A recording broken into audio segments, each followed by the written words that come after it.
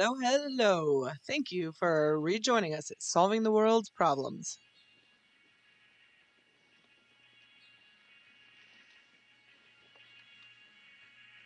This video is the second part of America's veterans answering the same questions as the first video.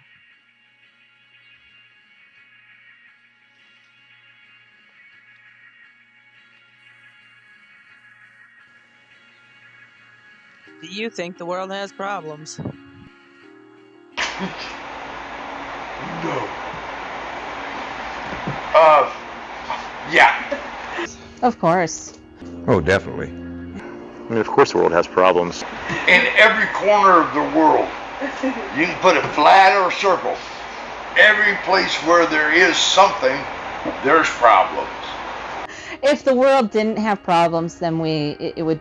I don't even think that we'd understand what a utopian society would be like, right? Because we would still find problems.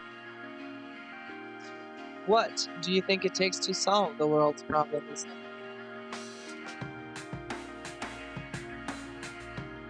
I don't think there's probably an answer for that. Everybody needs slapped. Just once. Stiff-arm slap to the side of the face, yeah. That's probably above my pay grade there, yeah. People. Humanity, honestly. That's what would solve the world's problems. Communication. I think the wealth, especially in America, I think the 1% should be held accountable. We've got to stop thinking that money's going to be the solving of all world problems. Well, we have to do something. Yeah. We could do a lot without a lot of money. Money is the root of all evil. Communication, that's it. That's what's going to solve the world's problems. As you can imagine, most of our veterans have bared witness to many of the problems of the world. Let's honor them by hearing their feedback. I'm Rick Storm. I was in the Army, 1969, 1972. Missile and munitions at Redstone Arsenal in Huntsville, Alabama. Yeah, I was in the Vietnam conflict. Yeah, I got to see the sights. I got to go overseas, and that was neat. At the time, I was really young and thought about had other priorities, of course, and but I figured I'd make the best of it, and I did. I enjoyed it. I made a lot of good friends, and got some really good training, and I grew up all of a sudden. I went in as a boy and I came out as a man. A man that didn't take no shit from nobody. I'm Michael Robinson, branch of service, Army. Started in delayed entry program, 1976. I got out in 1982. I was stationed at Fort Bragg, North Carolina. Okay. 82nd Airborne Division, 1st 504th. Me, when I was younger, I was the biggest racist piece of garbage you could think of. I didn't press my luck, I changed it. As I got older, and not wiser per se, but more knowledgeable about life and what bring us everything is everybody. Everybody brought something to the table. My name is Kimberly Ann Corey. I was in the United States Marine Corps. I served from 1990 to 1994. When I was a kid, I was very patriotic, super patriotic. Summary is, I went in, I was in aviation supply, of course, had to be around the aircraft. They sent me to El Toro, California, so I was surrounded by Disneyland and beaches, and of course F-18s and C-130s. Supplied the parts for them, and let's see, I served in 1990 which was right when I first got to my duty station. Desert Shield had kicked in. And for the next 3 years, I mean, Somalia happened also. So I was in during that time. That was pretty interesting. And Tailhook happened all during that time. My name is Jason, U.S. Army. I was in from 98 to 02, and I was 11 Bravo Infantry. I think I was just stupid. You know, I still needed to figure a little bit more out about the world and how to act in it and, you know, stuff like that, because not having a dad growing up, I'm missing a little bit of teaching.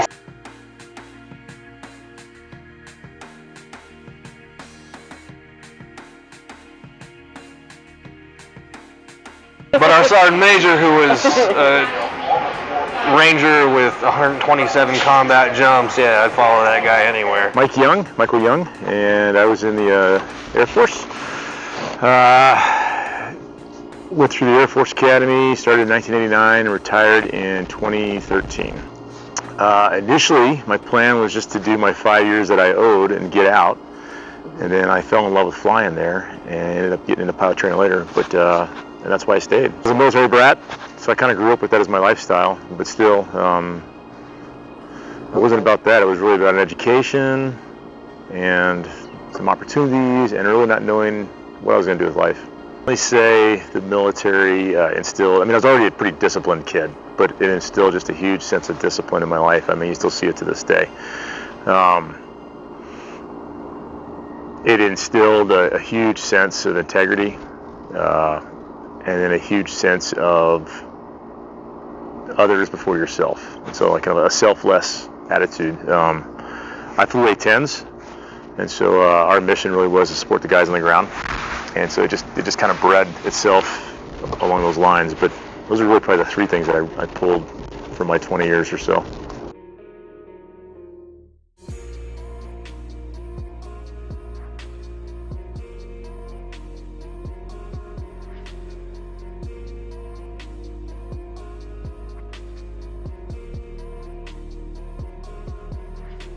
From what they can see, here's some current world problems. Everything between being born and dying is bullshit.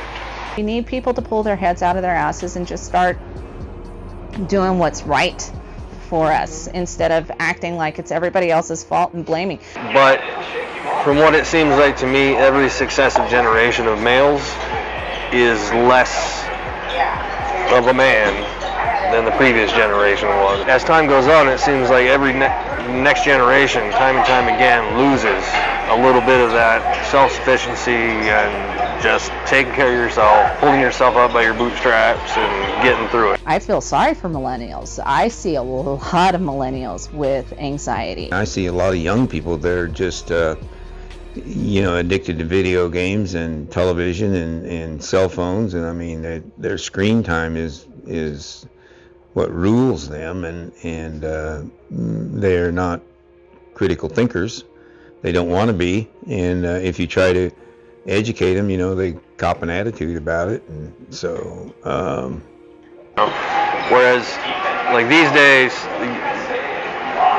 I don't know what generation it is. They're 18 to whatever, 25, Generation Z or whatever.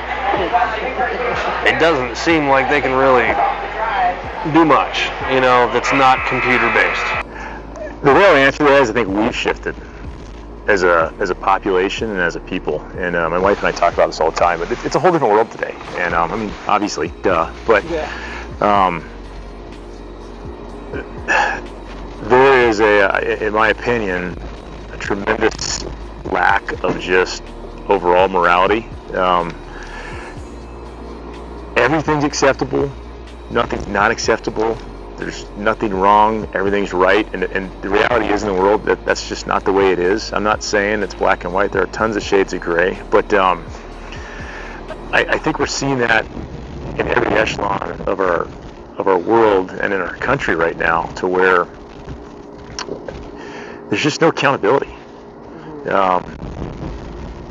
At the lowest levels, I mean, I see it with younger kids. I see it with 20-year-olds. We got this term millennials, whatever, blah, blah, blah.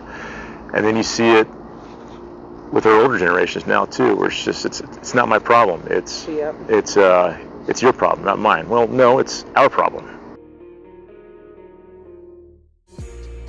The problem is we've had so much divisive politics. We're divided, and it seems like it's on purpose, you know? Before we had such a divisive politics sort of thing, we used to be able to sit down and say, these are the world's problems, and this is how I think we should fix it. And most of the time, everybody agrees that these are the world's problems. They disagree with how to fix it. But that's where our conversation needs to actually happen, is figuring out how to agree about how to fix it instead of saying, oh, these people are bad or these people are bad. We need to figure out a way to sit down and communicate, and we're not getting that. Communication. I think somebody's getting everybody to focus on the wrong stuff, which is keeping us divided. Sure. The problem that we have, communication. That's with the whole world. If we communicated with respect, with purpose, we'd be communicated back with the same. Instead of coming up with solutions or talking to people about solutions, they're talking to people about problems. But they don't talk to them about problems. They just say this person's wrong and this person's wrong, instead of saying what we think is wrong. I don't think the government's capable of making any kind of good decisions, so that's... But the problem is we're not sitting down focusing on the real issues. We're talking about issues that really are inconsequential to the world. Well, then let's talk about what is consequential to the world. When it's time for you to listen and learn, that's what you need to do. Shut your mouth, listen, and learn. I do believe that our Earth is changing, that we've polluted it extremely to where we're killing it. You know, they're cutting down all the trees and stuff in the rainforest. We've got water problems. There's a lot of people overseas starving. There's a lot of people kids in America starving. You know, we got a lot of starving kids out there, obviously. I mean, it seems kind of stupid and silly to say that, but we do. You know, that's just appalling. I would love to see homelessness go away. We're getting more diseases. Every disease known to man out there. The prevalence of cancer has outpaced how much we've grown population-wise, so They have the cancer. it's not staying in lockstep just because there's more people, there's more disease and whatnot. No, it's even more. They have diabetes. We need to do something about mental illness, and it's not locking people up in prison. We need to figure out a way to give people health care. Everybody deserves to have health care. Tremendous amount of distrust, you know, and I think we see that in our country right now, which is just horrible and sad to say. There's just tremendous distrust for everybody. And now people have isolated themselves. We work harder. We don't have as much time for our kids. Of course, there's discrimination. Sex discrimination, shit. I think that we've become a very consumerism type society, and I don't think that that's healthy either. Everything has been about consumerism.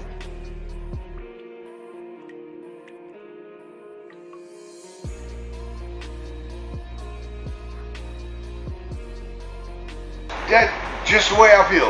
You know, some others can feel differently. That's up to them. I'm not here to change anybody's mind. Yeah, me neither. I'm just here trying to ask everybody, what do you think it takes to solve the world's problems? I think things need to change some way. I think it's possible. We're facing an uphill battle on that one. And I think that, you know, Congress needs to pull their head out of their ass and start actually talking. I'm so done with hearing, well, it's the Democrats' fault or it's the Republicans' fault. It's your fault for not fucking doing anything about it, for not sitting down and saying, I can be a mature adult and have a conversation and come up with a decision that will help everybody. Communication. So we're definitely facing an uphill battle because the system that's in place wants to stay in place, and it's going to fight us at every point in time. So I think it's possible, but it's definitely a battle. I think it's a collective effort, you know, Germany, Sweden, you know, Europe, France, Italy, whatever needs to be involved, so that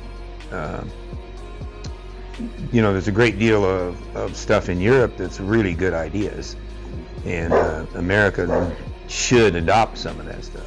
The idealist people that have the ideas that need to be heard.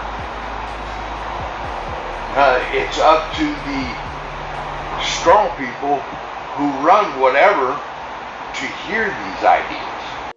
Well, I'm feeling pretty strong and I have an idea. I'd like to start talking to everybody about globalizing confidence training. I think confidence training is a wonderful idea. I think what it's going to do to everybody is it's beneficial. It's beneficial no matter how you cut that pie. Yes to that, and this is where I believe we need to start integrating transitions to a more confident people. A lot of that to owning your own shit. Confidence in oneself is key to reconnection. And since we are now connected with our veterans, I ask one final piece of advice of how to make our world a better place. Compassion, that's a big thing. Caring about the homeless people that are laying there, caring about the drug addicts, caring about the alcoholics, caring about just some random grunt that has weird moments, and I think that people are starting to hear that cry. I just don't think we're doing enough for it. I want to let them know, if every one of us were standing in a circle and we all sliced our hand right here, every one of us would bleed red.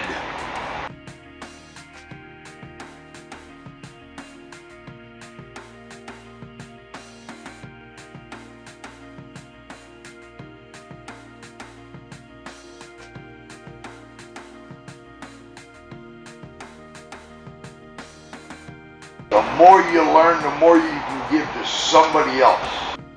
Through these interviews, I'm learning what it takes to solve the world's problems. And learn that you have to contribute. My current contribution is the social interest piece to reconnect the human community.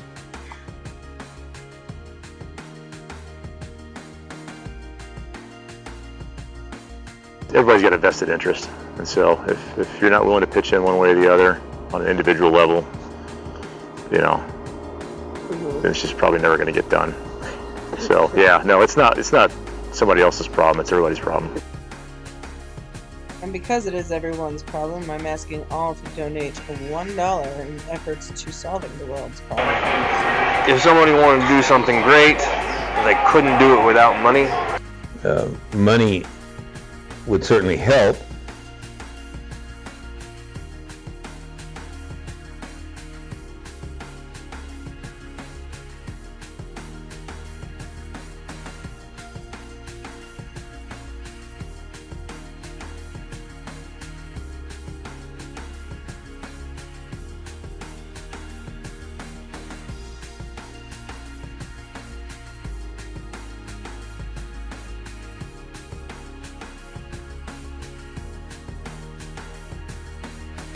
All donations made will go toward the construction of a confidence course to run a program paralleling much of which will resemble the confidence training that was offered to our U.S. military.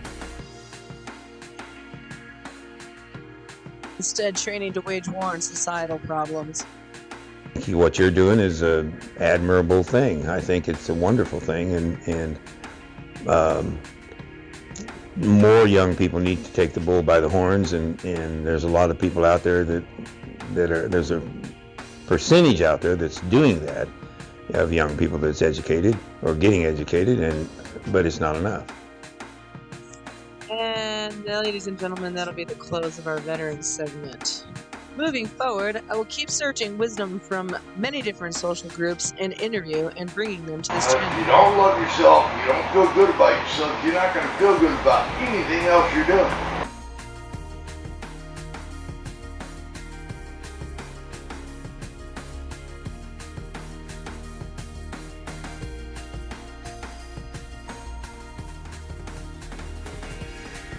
Yeah, stay tuned, folks, because we're about to take this show on the road.